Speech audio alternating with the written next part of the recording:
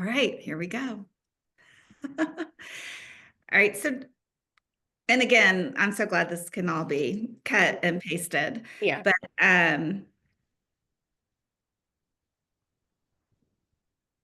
I guess we you just start and introduce yourself. sure. Hello to everyone in the Hope Scarves community, and hello to all my Style Esteem queens. I'm Sonya Keshwani. I'm a young breast cancer survivor, and I'm the founder of Style Esteem Wardrobe.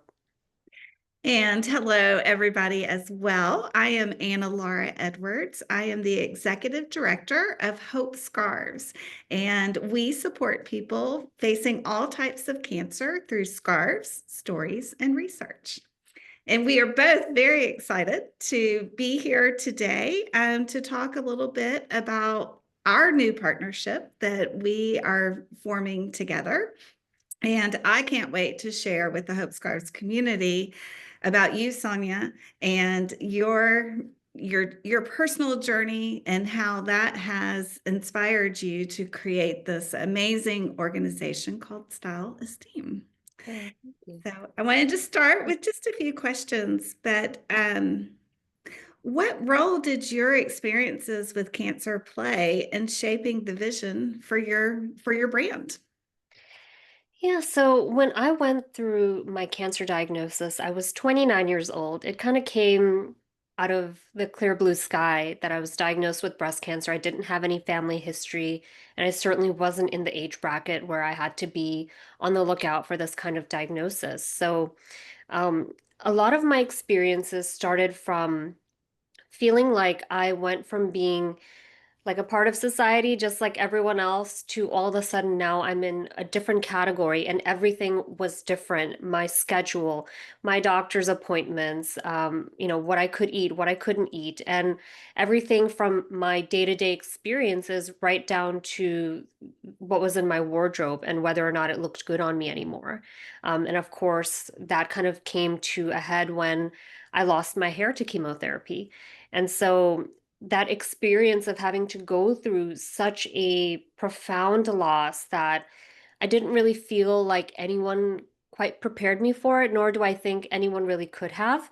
Mhm. Um, Going through that and then having to reckon with my identity and kind of building the next phase of my identity in a more proactive sense, right? I feel like a lot of times we're taking a lot of inputs from the world around us, but we're not as actively creating who we want to be and the life we want to have and our environment and so forth. And so when I lost my hair to chemotherapy, I really took that as a sign that this is now my chance to rebuild myself exactly in the vision that I have for who I want to be and what I want my life to look like. And that really started through fashion for me.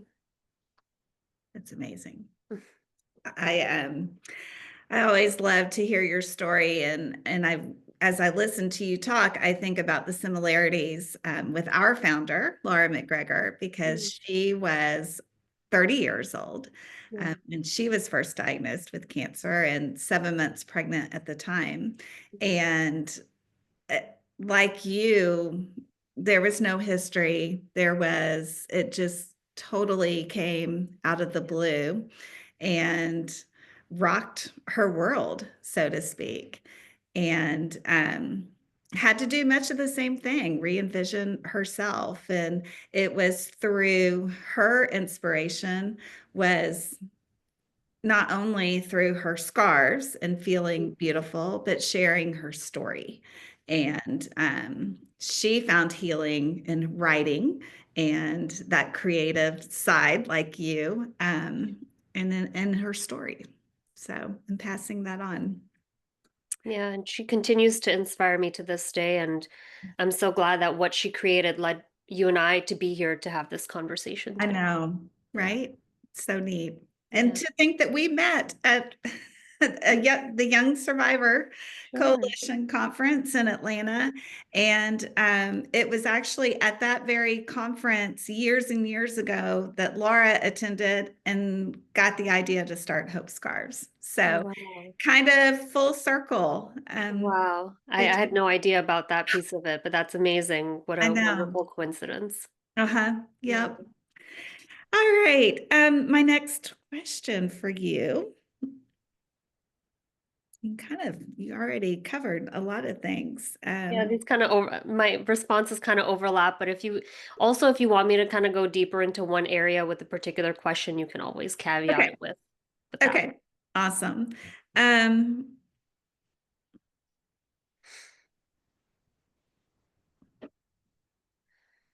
well, I'm curious for you to go a little deeper into this question, but when you first began your cancer journey, what fears or uncertainties did you have, and how did you move through them?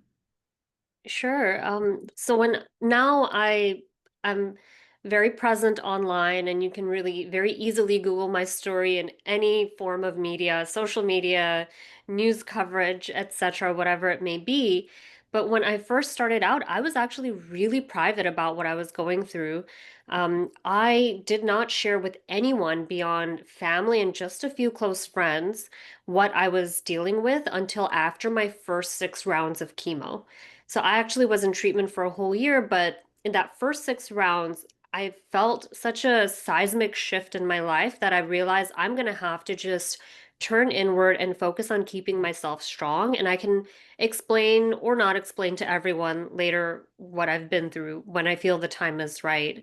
But when it came to that point of realizing, okay, I am coming to that point in my journey where I thought I would be more open about it. And also, this was the time that I was thinking of launching Style Esteem. So it was kind of overlapping where I said I would talk about it. And now I feel like it's a way forward for me and my story and my next purpose in life that I have to be open. Mhm. I did have some fears about, how would it be received within my community? My background is Indian and Muslim. So, breast cancer is a rather taboo or a little bit hush hush topic. Mhm. But I sort of leaned right into it and I decided, well, if I'm going to talk about it, I might as well spread some awareness while I'm at it. And so I actually started up this series called the hashtag Glam Self Exam, where you might find me, on a camel in Dubai, or you might find me at a piano bar in New York, but in the most glamorous setting with the crown on and just quickly doing a glam self-exam reminder to my followers. And so this idea of, one piece of you or, this piece of you or that piece of you doesn't have to stop you from being who you want to be. You can actually lean into the whole thing with your story and your purpose. That's Mhm. kind of what I use to drive me forward. And on a personal note, I was also, 29 and single, and I really wanted to eventually, find a partner and settle down. And, I was worried that putting my story out there would reveal too much about me Mhm. before someone got the chance to know me. But then I realized, at the end of the day, accepting someone fully means accepting their story. And now Mhm. cancer was part of my story too. So I just knew that someone would have to rise to the occasion. And so I just decided to go forward with it. And sure enough, that piece also did work out for me. Oh, Yeah. I love that. Yeah. And I think it's important to note too, how it was your journey and you got to decide how it was going to shape you, Mm, when you were going to share it, how you wanted to share it. I think everybody, their journey is different and mm, they have the right to experience cancer. My words are not wording right, but everybody's story is their own yeah. unique story. And nobody, if they want to be private about it, Hmm. it's their decision and their right. And if they want to share it openly, again, that's also Sure. what they I get think to do. I know exactly what you're saying, which is like, when cancer comes along, it feels like the control has been taken completely out of your hands. But Mhm. a big part of, style esteem in my story is that you actually have a lot of that control. You just have to sort of mark out your territory, right? Mhm. Whether it's how you want to tell your story, how you want to dress, or even a lot of what I like to talk about is self-care during hair loss. So your hair might be lost, but you can still nurture and care for yourself, whether it's small little actions like a scalp massage or, putting on a cozy turban or just, taking a moment and sitting with yourself and just acknowledging how far you've come. I mean, these things are all rooted in the narrative that we create in our own minds, and our minds are so powerful, and we just need to understand that, and use it to our advantage, right? Mhm. Yeah. Yeah. And you used it, not only for yourself, but to help others along the way. And that is so beautiful. And Thank I you. love how you have incorporated education and the importance of self exams and taking care of yourself in your work. That is very beautiful. Thank you. Yeah, on the note of like self-care during the hair journey, we talk a lot about before, during, and after hair loss, right? Because it's Mhm. a three-part journey. It's not just about when the hair is falling from your scalp. We go through physical, emotional, and other kind of changes in each of those three phases. And I really felt like, as a breast cancer patient, there were a lot of resources out there about what to expect around a mastectomy, recovery, maybe even fertility. But when it came to hair, I felt like across the board, regardless of what type of cancer you had, there wasn't a central place that sort of gave you the tools to sort of take your power back during that time. And so that was really the inspiration. So I'm so happy to hear you think it's a good one. Yeah. Oh, I do. And I remember Laura talking about how hard it was when you Mm, lose your hair, because not only do you lose your hair, which is mm, uh, part of all of our identities, but you lose your eyelashes and often your eyebrows. And um, so, that's why scars were so important to Laura, that it made her feel beautiful again. yeah. And your turbans are the exact same thing, and they're just so beautiful, and you were able to express yourself in that Mm, way. yeah. Um, I'm Yeah. kind of struggling with my words. I just want to listen to you talk here. Oh, that's okay. You just say everything so well and Oh, elegant. thank you. It's straight from the heart. So it's Well, I and I can haven't tell. it also gives me a chance to reflect and to sort of internalize again Mhm. the reason, Yeah. the And I why. think that's why it's so powerful, because I can feel your authenticity and Mm. your vulnerability. And I think that's going to really resonate with a Oh, lot of I hope people so. when they watch our clips. Oh, thank you. Um, let's see.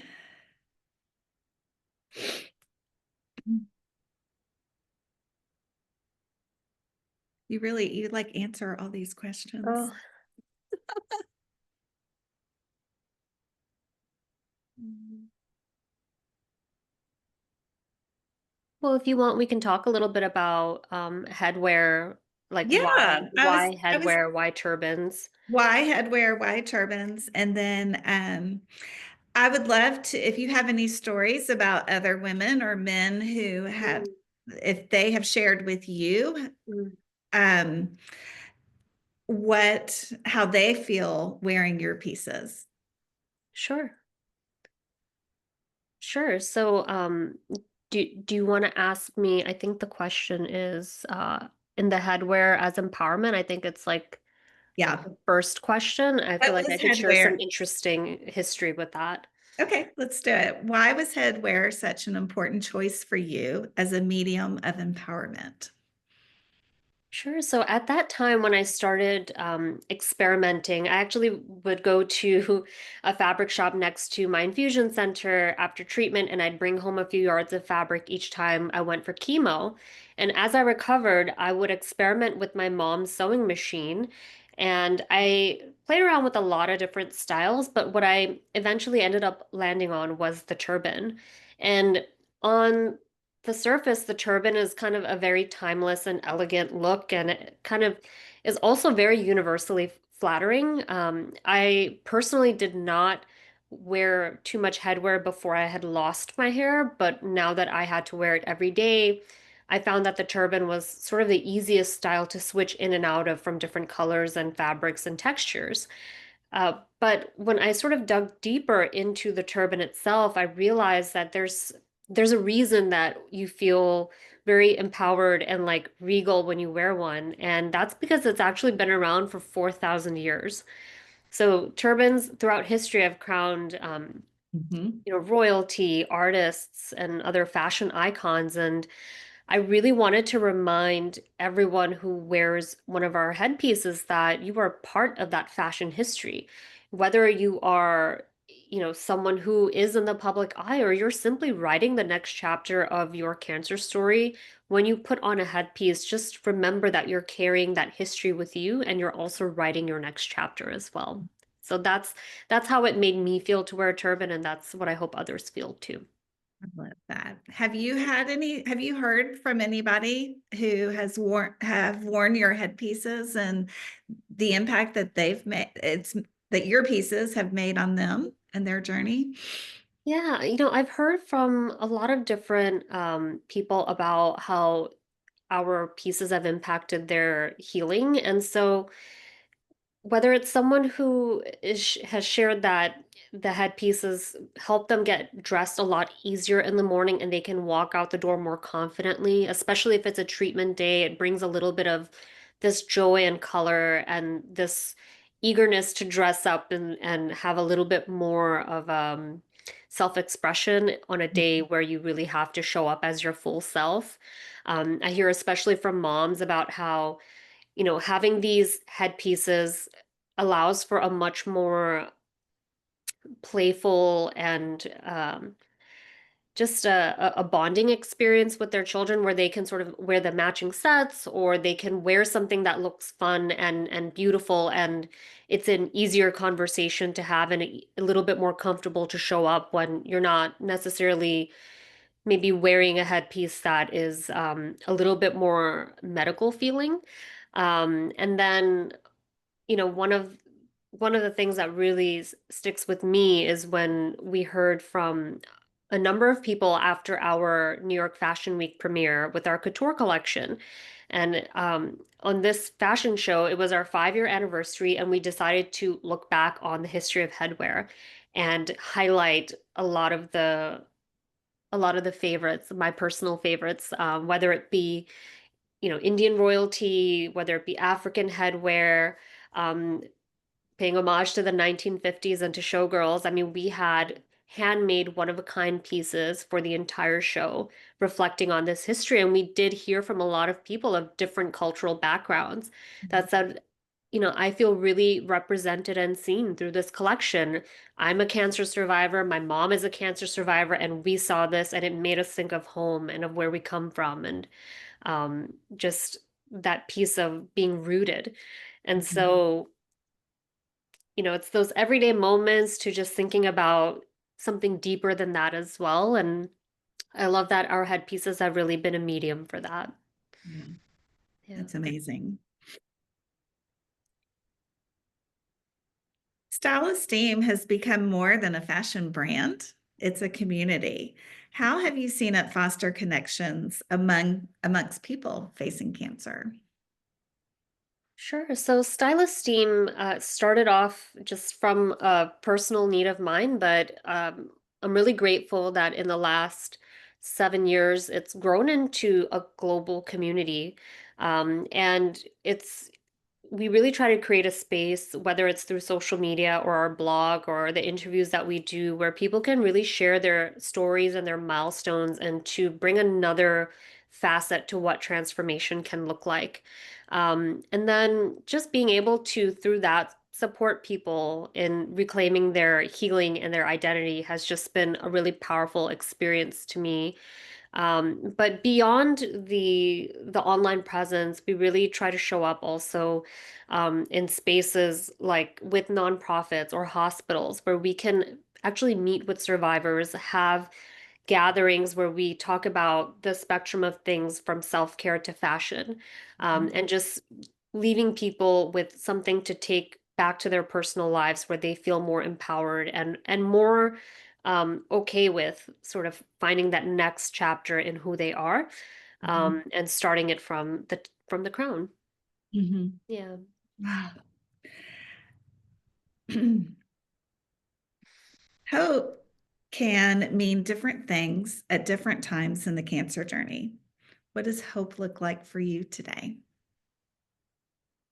Yeah, hope is something that I've really had to actively work on. I've realized that it's something that the more you work on it, the stronger it is. It's not something that you can expect to just fall into your lap, right? So for me, hope has really taken the form of representation, being able to see different pieces in the fashion space that speak to someone who is walking the path that I've walked. Seeing different types of women sharing their story around this experience and having those two things combine into a very global presence, whether it's being in the pages of Vogue and couture and cancer being in the same sentence, or showing up at New York Fashion Week, presenting a beautiful collection and speaking as a cancer survivor and fashion designer to inform everyone about this mission and about how we need to really expand how we think about beauty and fashion in today's society in this very modern world.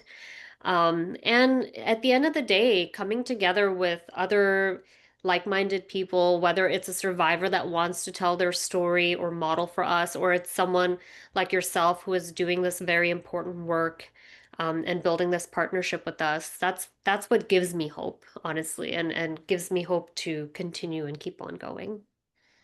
I love that. Yeah. When our founder's cancer came back, she had to step back too and realize that hope was not contingent on the outcome. That is Mm. what she would always say. And to find the joy in the everyday and in the moment, and to realize that it is okay to hold joy and fear in the same hand at the same time. You can have both those emotions and still live a great story and live life over cancer. Mm. I So love that. I love that. Wow, that's gonna stay with me. I'm gonna write that one down. Hope is not contingent on that an outcome. outcome. Love that. I think we all need to remember that, no matter what we're going through in life. Mm. Um, that's something that we can all hold in our hearts. What advice would you share with someone who's just starting their own cancer journey and who may be struggling with their self-image?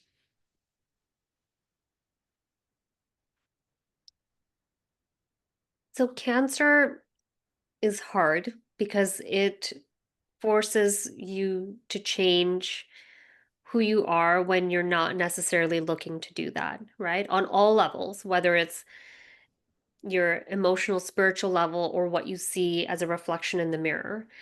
And sometimes these changes are drastic and they're very one after the next, sometimes on the day or on the hour or by the minute, even. I remember going to the mirror and going back like an hour later and seeing something that wasn't there before, and just seeing the rapid effects of treatment, and having to come to an acceptance that this is part of something bigger for me. And the bigger journey that I had to sort of create for myself was this idea that each time I'm going through a change, I have to understand that this is a new version of myself and I have to leave the door open for her. And so, whether it's something that's happening on the surface or something that's deeper, it's my job to treat this new version of me as I would a best friend, and to treat that person with kindness, and to find out what makes her feel better, what makes her feel beautiful, what makes her feel safe, what makes her feel like it's going to be okay. And then to go and do that thing for her. So that really helped me to connect with these forthcoming versions of myself before I was like fully feeling grounded to do so, just keeping that door open and letting those other versions in and giving them the same protection that I would have a past version was really important. And so I would say hold space for yourself, but for all versions of who you are and who you will become. Ah, I love that.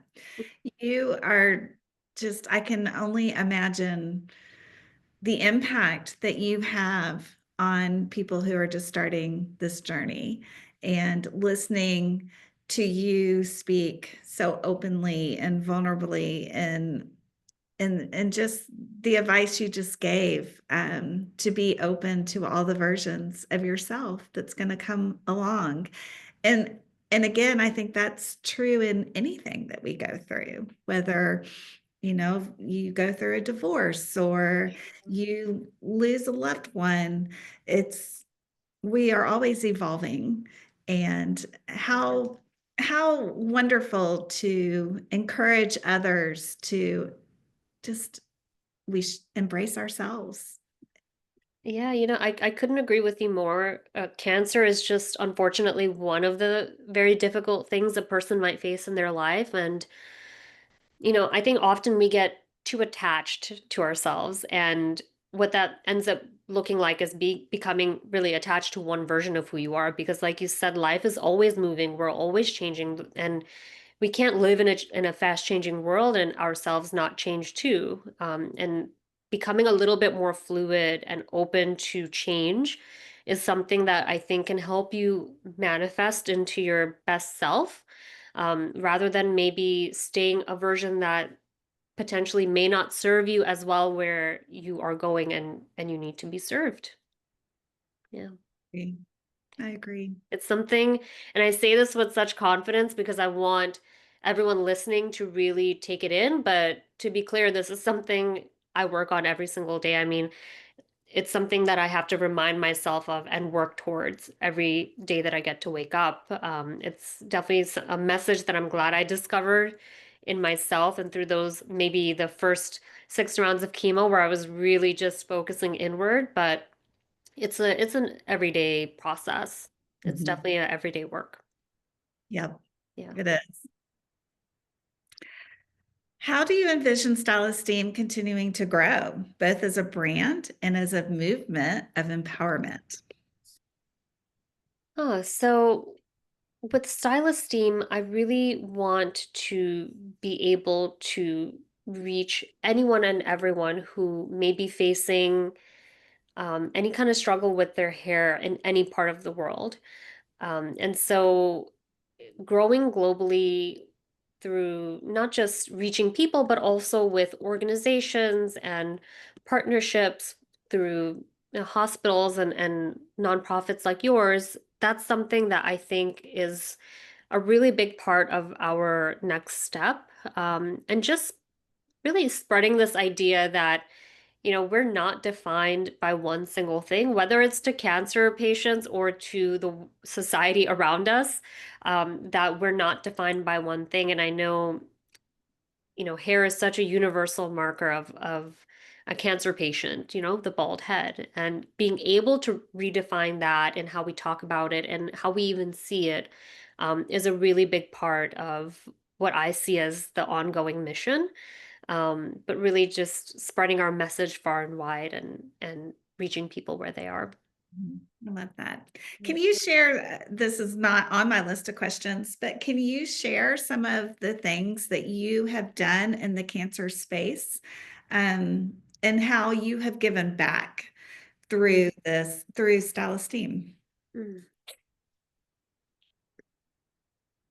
So giving back was part of the core part of the mission. Before I even made my first sale, I knew that I wanted giving back and education to be a big part of what we do. And so doing a one-for-one turban donation was always a part of our brand ethos, and that putting that in place early has really allowed us to connect with a lot of different hospitals and organizations to be able to donate turbans to their patients and to make a difference to people who may be facing cancer but who have a financial need as well.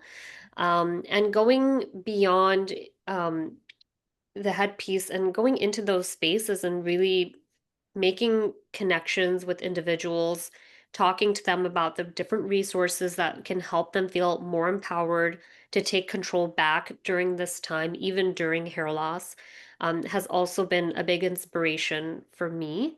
And that has really sort of peaked in the fashion shows that we've done. Aside from New York Fashion Week, we've done a number of different fashion shows where we talk about dressing during hair loss, but also maybe before and after hair loss too. And we bring in real women, real cancer survivors, and we create beautiful ensembles and dress them in headpieces and show how you can really take something that maybe you're not familiar with, maybe you've never worn one before, but trying something like this, experimenting and doing something different can really be a liberating experience. So showing that in real life on women of different backgrounds and shapes and sizes facing the same diagnosis has been a really transformative experience for me as a creator and as a designer. And beyond that, just being a space where you can kind of tell the story, right? Like we often see an image of a person with a bald head, and we make so many assumptions. I think every one of us has seen at least one commercial with, a cancer drug that shows a person in treatment or someone who's going through the motions of life when they have a cancer diagnosis and they have a bald head. And I think certain the way that these images appear around certain topics, like a cancer drug or a hospital, something like that, kind of really creates these strong associations. And I want people to feel like when they are in that state that they have the world open to them still, and they can do so much with what energy and what dreams and what hopes they have. And that's really been another thing, talking about that bald head and making sure we all know that it's not going to define us. And it's not a loss, it's just a new crown. I love that. Yeah. Sit with that for a minute. That is Yeah. and I'm so happy to be able to introduce you to our community. I can only imagine the impact you're going to have on our followers and we have a wide range of followers. They're not all cancer survivors. They're caregivers and loved ones and who believe in the work that we do. And to have this partnership with you, I am so excited and looking forward to it. Do you want to tell everybody what we're up to? Yeah, and just on that side note, I am also thrilled to be able to share your story and all the words of wisdom that you're passing on. I mean, keeping the legacy alive of how Hope Scarves was born and you know what it hopes to do for those who are on this path in life, I think is something that everyone will be touched by. So I'm really thrilled about that too. And on that note, we are partnering up this holiday season where for each headpiece sold, we are donating one back to Hope Scarves so that we can pass on a bit of that hope and that light in the holiday seasons, but beyond, of course.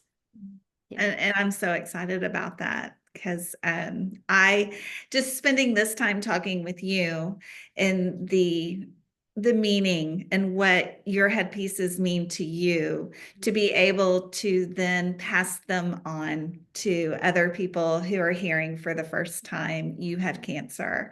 And I just the joy that they're going to feel when they open up that package and how you are going to make them feel beautiful inside and out um, is is so exciting. And again, I'm just so glad our paths crossed and that we are able to partner together to continue to spread hope And like Style Esteem, Hope Scarves, we have an international presence. We've sent 42,000 headscarves wrapped around stories from other cancer survivors, and they have gone to all 50 states and 40 countries. And, it's very important to us to meet people where they are, to have stories that reflect their culture and are relatable to what people are going through. Because as you said, there's such a variation in how cultures view cancer. And, you know, some don't recognize it or it's taboo to talk about. And so just being able to support all types of people in this space Mm. is really wonderful. And I feel so honored. I'm not a cancer survivor myself, but I feel so lucky to be able to carry on Laura's light and legacy. And that is, it has been such a gift to me personally. Mm. But I just, it's so important. And I think the work that both of us are doing is important. Yeah, and I have to say, you don't seem like someone who's not a cancer survivor. You feel like naturally such a great steward of Laura's, um, what she built in her life and just communicating the essence of this organization. You just connect so easily. So I don't know if you hear it often, but I wanted to make sure you heard it from me that Oh, I feel very comfortable talking to you, and you also just seem like you get it. thank you.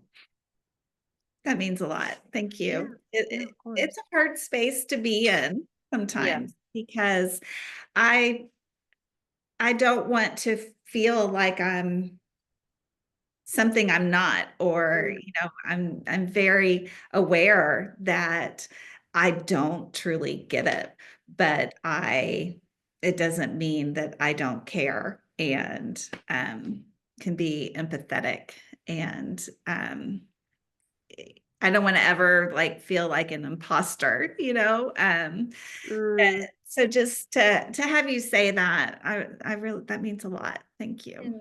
That's interesting because I think hearing you say that confirms for me that you're someone who is always trying to understand. Right? Because a lot of people, I think the problem is that they're not trying to understand. And so they're not worried about being an imposter, but you've kind of crossed that barrier into another side. And I think, that's the most that anyone in this community can hope for is just that you meet someone who wants to understand, and you're doing that. So, Thank you. yeah. Thank you. I think it's important to walk beside people. Um, Mm. I think that is a gift that we can give each other, is just to walk together. Yeah. And here we are. All right. Is there Yeah. anything else you want to add? Um, do we do you want to do an outro, like just conclude the interview? Or I mean, I can start and then maybe you can finish. Okay, let's do But that. yeah. So thank you so much for having me. It was wonderful just to sit here and reflect with you. And I really hope that my experiences and my journey will help everyone in both of our communities who may be watching this. And I really do hope that you might participate in our partnership and what we have going on this holiday season. And of course, please give both of our accounts a follow, at Stylist Team and at Sonya.StylistTeam, and you can share yours as well. Yeah. So, and this has just been a wonderful time to sit and talk and Mhm. connect on a very deep level, I feel. And again, please follow us as well at Hope Scarves. We are on Instagram and Facebook. And just remember both of our organizations as you support others facing cancer. We both are, I think, can offer a great support to a family member or a loved one who has been diagnosed with cancer, and if you don't know what to do, um, sending a headscarf or a turban is an amazing way to show that you care. So, Mm, and we wish all of you a wonderful, happy holiday season. happy holidays. All right. Ah, Did that go as you wanted? yeah, I think so.